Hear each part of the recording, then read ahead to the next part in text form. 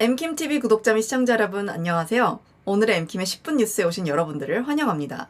자, 오늘의 첫 번째 소식은 가벼우면서도 웃음을 자아내는 그런 소식입니다. 먼저 주류 언론 비즈니스 인사이더의 한 기사입니다. 바이든, 트럼프가 임기 후 15일 만에 골프를 칠 동안 임기 후 87일 만에 처음으로 골프 치다라는 제목의 기사입니다. 자, 제목부터 알맹이가 없어 보이긴 하지만 해당 비즈니스 인사이더의 기사의 요지는 우선 조 바이든 대통령이 임기 시작 87일 만에 처음으로 골프를 치러 필드에 나갔고, 그에 반해 트럼프 전 대통령은 임기 후 약 15일 만에 필드에 나갔으며, 트럼프는 임기 중에도 약 300번 정도 골프를 치러 나갔다.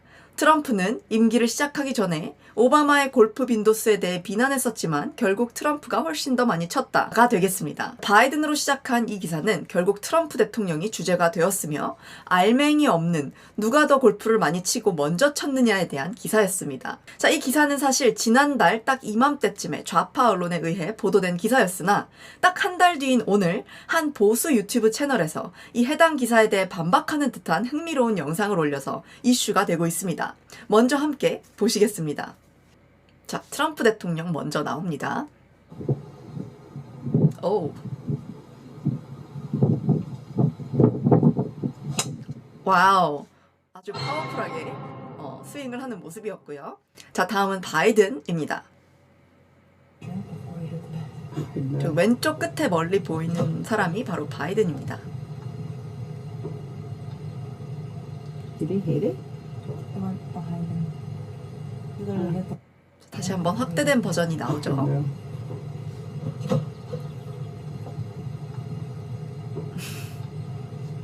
자, 두 대통령의 정책이나 성과에 대한 비교가 더 활발히 일어나고 있는 요즘 조금 신선하고 가벼운 첫 번째 주제 및 소식이었습니다. 자, 두 번째 소식은 거의 10일 가까이 지속되고 있는 이스라엘과 하마스 간의 무력 충돌과 관련된 소식입니다. 먼저 NPR 기사입니다. 바이든이 휴전을 요구했으나 지속되는 이스라엘과 하마스 간의 싸움이라는 헤드라인입니다. 이스라엘과 하마스 간의 전투가 미국 대통령의 휴전 요구에도 9일 연속 재개되고 있다는 소식입니다.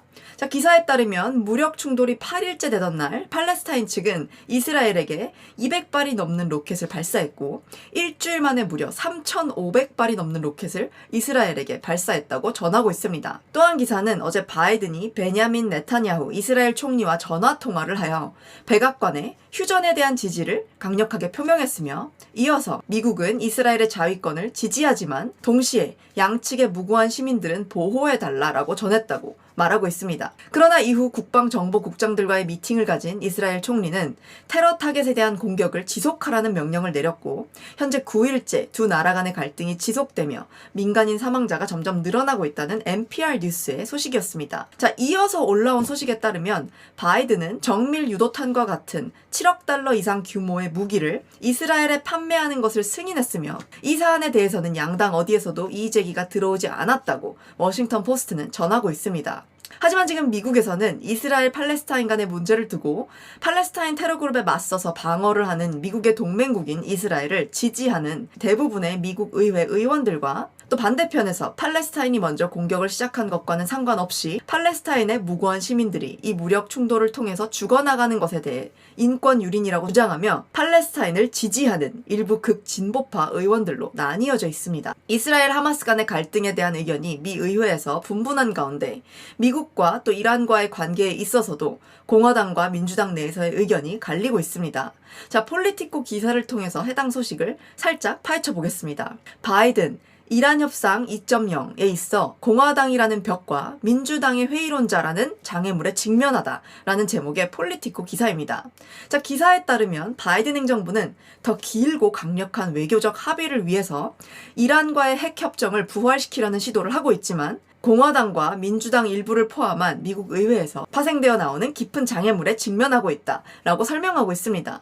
자, 기존 트럼프가 2015년에 이란과의 핵 협상에서 미국을 끌어내리고 이란 정권에 대해서 대규모 압박, massive pressure이라고 불리는 새로운 제재를 가한 뒤 이란과의 재교섭을 하기 어렵도록 만들어 놓았지만, 바이든 행정부는 오히려 이란과의 협상을 재개해서 다시금 그들이 테러리스트들을 지원하지 않도록 협상하고 싶어 한다고 기사는 전하고 있습니다. 자, 이에 대해 공화당은 대체로 강경하게 대응하며 미국이 이란과 재협상에 들어가지 못하도록 노력하고 있고, 민주당 의원들 또한 이러한 미국과 이란의 관계에 대해서 회의적인 모습을 보이고 있음에 바이든 행정부가 장애물에 직면하고 있다라는 소식이었습니다.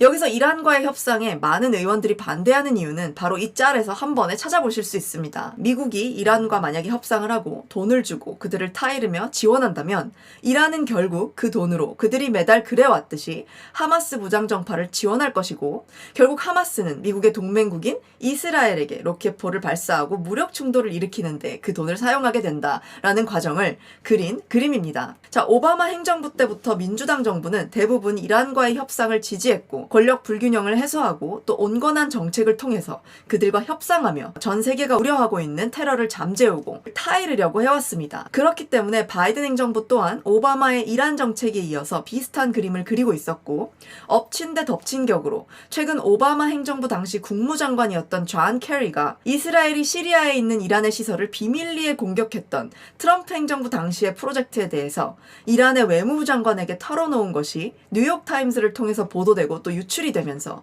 미국과 동맹국의 정보를 이란에게 넘기면서까지 이란과 뒤에서 소통했다는 비난을 받고 있다고 해당 기사는 전하고 있습니다. 네, 이란 외무부 장관에 따르면 트럼프가 임기 중일 때에도 오바마 행정부의 에너지 장관이었던 어네스트 모니즈 그리고 존 케리 전 국무장관과 함께 그가 자리를 가졌었고, 트럼프는 2018년 당시 이런 행위를 했던 이들에 대해서 이란과의 그림자 외교는 당장 멈춰져야 하며 미국의 정책과는 반대로 이란과 함께 그림자 외교를 펼치는 것은 로건법에 어긋나는 행동이며 존 케리는 그렇기 때문에 기소되어야 한다라고 주장하기도 했었습니다. 좌파 행정부가 다시 들어서며 미국과 이란이 다시금 관계 재조정의 과정 중에 놓인 가운데 과거 트럼프의 이란에 대한 강경한 정책을 유지하고자 하는 공화당 의원들과 또 그러한 공화당 의원들과 비슷한 생각을 가진 일부 민주당 의원들의 반응이 앞으로 미국과 중동의 정책에 대해서 어떤 영향을 미치게 될지 궁금해지는 그런 소식이었습니다. 다음 소식입니다. 최근 팍스뉴스 터커 칼슨 쇼를 비롯하여 다양한 언론에 보도된 미 해군의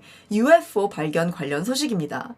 자, 흔히 UFO라고 하면 외계인을 떠올리곤 하지만 UFO의 실제 약자는 Unidentified Flying Object라고 해서 미확인 비행 물체입니다. 여기 보시는 이 물체는 2019년 미 해군에 의해서 촬영되었다고 국방부가 최근 밝혔으며 현재 미 정부 TF팀에서 이 현상에 대해 깊이 조사하고 있다고 해당 뉴스는 보도하고 있습니다. 자, 이번 주 CBS의 60 Minute Show에는 미 해군 출신이었던 전투기 조종사인 데이비드 프레이버가 출연해서 미확인 비행 물체를 자주 목격한 것에 대해 이야기했으며, 과거 여성 공군 조종사 한 명은 인터뷰를 통해서 약 12m가 넘는 미확인 비행 물체를 임무 수행 중 목격한 이야기에 대해서 털어놓기도 했습니다. 미 해군의 보고에 따르면 미확인 비행 물체는 발견될 때마다 크기도 다양했으며 비정상적인 스피드와 루트로 움직였다고 설명하고 있습니다. 또한 이 정보가 여론에게 공개되기까지는 아직 시간이 더 오래 걸릴 것이라고 그들은 예측하고 있습니다. 자, 이 물체가 러시아나 또 중국의 드론이나 또는 미국 자체의 탑시크릿 비행 프로젝트일지에 대한 여부도 아직 알 수 없는 모호한 상황이라고 해당 뉴스는 보도하고 있습니다. 하지만 이 영상 이후에 보도된 또 다른 에폭타임스의 관련 기사에 따르면 빌 클린턴과 또 조지 W 부시 행정부의 정보부 차관보이자 또 전 상원정보위원회 참모국장을 역임했었던 크리스 멜론에 따르면 그가 직접 정부의 기밀 프로젝트에 대한 정보를 모두 알고 있었지만 확실한 것은 레이더와 영상에 지속적으로 등장하는 저 물체는 미국이 가진 어떤 비행 물체보다 더 나은 물체이며 미국의 비행기가 아닌 것이 확실하다고 밝히기도 했습니다. 아직은 미스테리로만 여겨지고 있는 미국 상공을 나르는 미확인 비행 물체에 대한 소식이었습니다. 자, 오늘의 마지막 소식은 애플과 중국과 관련된 소식입니다. 애플이 중국 고객들의 일부 데이터를 중국 정부 소유 기업의 서버에 보관하도록 하고 있다는 소식이 밝혀져서 이슈가 되고 있습니다. 뉴욕타임즈는 이로 인해 중국 정부가 고객들의 데이터에 대한 접근이 훨씬 수월해졌고 데이터 관리 권한을 중국 정부 측에 넘긴 것과 동일하게 보여지고 있다고 밝혔습니다. 그러나 애플의 최고 경영자인 팀 쿡은 그렇게 중국 국영기업이 운영하는 서버에 중국 국민들의 데이터가 저장되는 것은 안전하다라고 말했으며 중국 내 데이터 센터에 대한 제어 권한을 중국 정부에 넘겨주었다고 뉴욕타임스는 전하고 있습니다. 자, 뉴욕타임스가 검토한 애플의 내부 문서에는 팀 쿡이 중국에서 비즈니스를 지속하기 위해서 얼마나 많은 조항들을 중국을 위해서 타협했는지가 보여지고 있으며 중국 당국의 증가하는 요구에 대해서 애플이 지속적으로 굴복해온 사실들이 기록되어 있다고 전하고 있습니다. 자, 중국 지역에서 애플이 벌어들이는 매출이 애플 전체 매출의 5분의 1을 차지하는 만큼 애플이 이러한 협상을 지속해온 것에 대한 이유가 밝혀지고 있습니다. 하지만 애플의 타협은 여기서 끝이 아닙니다. 심지어 아이폰의 뒷면에 항상 적혀져 있었던 Designed by Apple in California, 캘리포니아에서 애플에 의해 디자인됨이라는 문구조차